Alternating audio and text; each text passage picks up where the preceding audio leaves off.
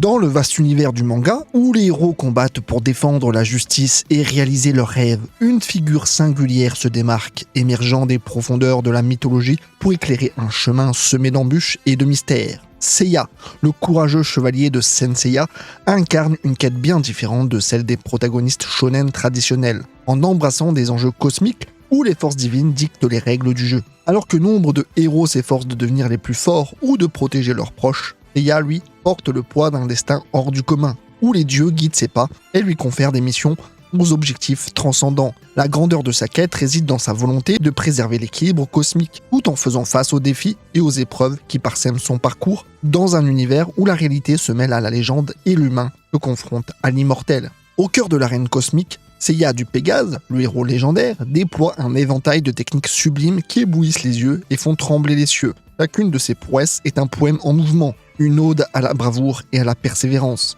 La première de ces merveilles est le Pegasus Ryuseiken, ou Point météore de Pégase en français. Tel un essaim d'étoiles filantes dans la nuit céleste, Seiya déchaîne un torrent de coups de poing à une vitesse vertigineuse, créant une symphonie de lumière scintillante qui enveloppe et pulvérise son adversaire. Cette technique est l'incarnation de la vitesse et de la force, une danse infernale qui laisse derrière elle un sillage de destruction et de désespoir. Vient ensuite le Pegasus Suisenken, ou Point comète de Pégase. Semblable au point météore, cette technique est une explosion de puissance concentrée. Un éclair solitaire traverse l'obscurité, illuminant le ciel avant de s'abattre sur l'ennemi avec une force dévastatrice. Cette comète ardente est le symbole de la détermination indomptable de Seiya, une lueur d'espoir qui perce les ténèbres les plus profondes. Le Pegasus Rolling Crash est une autre technique exquise, on l'appelle aussi tourbillon du Pégase. C'est pourquoi il s'exprime avec un tourbillon de violence et de grâce. Seiya s'élance à travers l'arène, saisissant son adversaire dans une étreinte mortelle, avant de le faire tournoyer dans les airs et de l'écraser contre le sol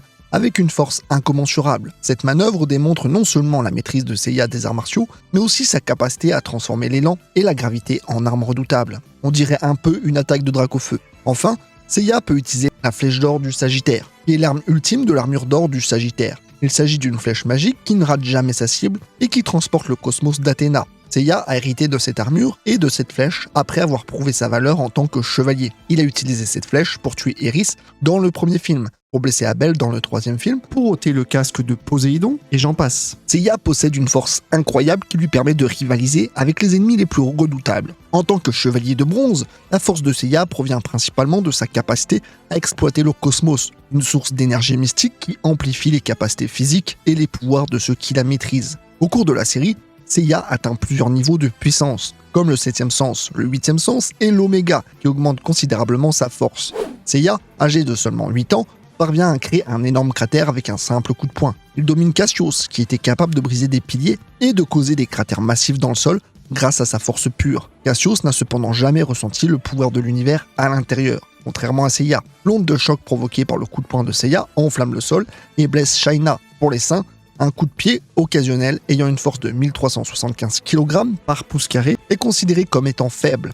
Seiya parvient également à dominer Ikki et à briser son armure. Lors de son affrontement avec Shaina, la zone environnante est détruite et les observateurs à proximité sont mis KO. Seiya repousse et détruit des falaises simplement en sautant dessus. Il est également capable de briser un énorme rocher. En portant une armure d'or et amplifiée par l'esprit d'Aiolos, Seiya repousse Léo Aiolia ainsi que son attaque Lightning Bolt. La vitesse de Seiya est l'une de ses caractéristiques les plus impressionnantes. En tant que chevalier de Pégase, Seiya est capable d'atteindre des vitesses incroyables, surpassant même celle de la lumière. Au début, Seiya lance 85 coups de poing par seconde, mais ce chiffre augmente ensuite à plus de 100. Bon, ça c'est au début du manga, donc maintenant c'est beaucoup plus. Il frappe Geki de l'ours des centaines de fois, bien que le public n'en ait vu qu'une seule.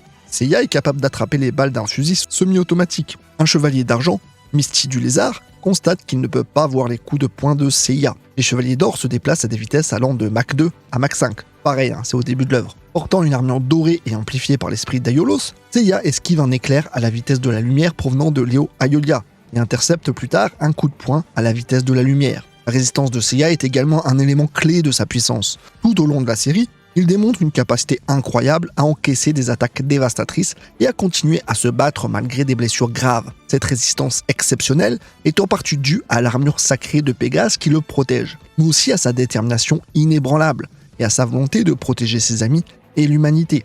Seiya a survécu à des attaques qui auraient tué des guerriers moins résistants y compris des coups de dieux comme Hadès, Poséidon, Thanatos et j'en passe. En termes de résistance, Seiya continue par exemple de se battre même après s'être cassé le bras.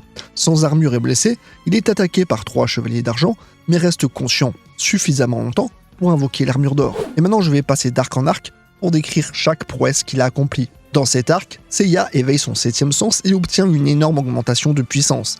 N'ayant plus besoin de l'esprit d'Aiolos pour le posséder, il déclenche un Big Bang avec son éveil du 7e sens et le Ryuseiken. Seiya reflète ensuite la Great Horn d'Aldebaran, du taureau Mekao Leo Aiolia, renverse Saga des Gémeaux avec des Meteor Punch et le projette avec le Pegasus Rolling Crash. Il libère son 7e sens pour provoquer un autre Big Bang et envoyer Saga des Gémeaux voler dans les airs. Dans les récits de Santiacho, il parvient à maîtriser son explosion galaxienne. Seiya résiste aussi à sa propre attaque et à la Great Horn, puis continue de se battre. Il survit au Lightning Plasma et à la torture infligée par Leo Aiolia avant de remporter la victoire. Seiya survit également à Another Dimension, continue de se battre après s'être fait enlever ses sens et vainc finalement Saga des Gémeaux. Cet arc se déroule quelques jours seulement après l'arc du Sanctuaire. Les saints se rendent à Asgard dans l'extrême nord. Dans cette partie, il y affronte notamment Thor de Fekda. Il fait partie des guerriers divins, autrement dit des guerriers qui protègent Odin ainsi que leur prêtresse. Dans ce combat, Thor décoche un faisceau violet en direction de Seiya, atteignant son crâne en un éclair et le projetant vers les bas-fonds. Le guerrier divin ne peut s'empêcher de piétiner l'individu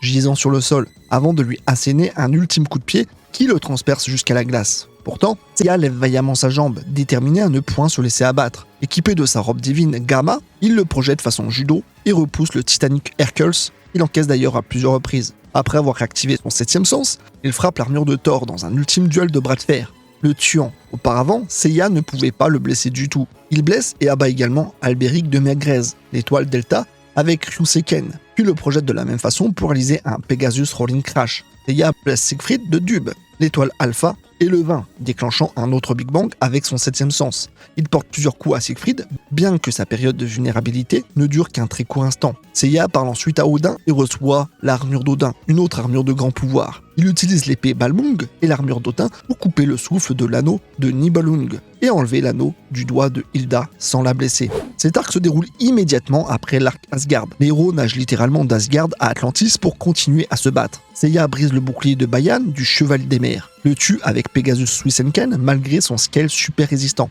Pour information, les scales sont censés être l'équivalent des armures d'or. Il surpasse en outre la puissance du trident de Poséidon et détruit le pilier Main Breadwinner, qui a en gros un élément crucial du sanctuaire. S'il est détruit, c'est la merde. C'est pourquoi il est très difficile de l'affecter. Poséidon a déclaré que le Main Breadwinner pouvait résister à la destruction de l'univers. Seiya se fait ensuite frapper par le souffle de Dieu et se relève. Il est ensuite lancé dans le ciel depuis le fond de l'océan et s'en sort malgré tout, pourvu à sa propre attaque renvoyée et à une explosion de Poséidon qui détruit son armure. Dans son armure d'or, il subit sa propre attaque et empêche sa propre flèche de le poignarder. Dans cet arc, Seiya maîtrise complètement son 7e sens et débloque progressivement son 8e sens. Il obtient également une nouvelle armure, imprégnée du sang d'Athéna. Seiya envoie Deathmask du cancer dans les airs avec un Ryuseiken.